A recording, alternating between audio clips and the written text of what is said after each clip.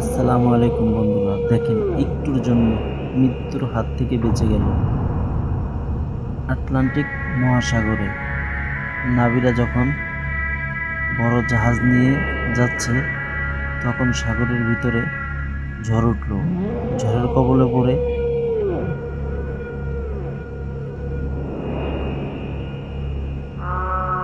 অনেকগুলো নাবিক আতঙ্কের ভিতরে আছে।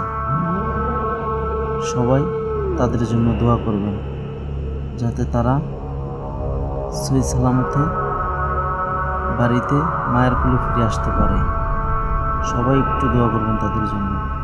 দেখেন কি ভয়াবহতা দেখা যাচ্ছে। এটাই হচ্ছে আটলান্টিক মহাসাগর। সবাই এদের জন্য দোয়া করবেন, যাতে তারা তাদের মার কোলে ফিরে আসতে পারে। সবাই দোয়া করবেন।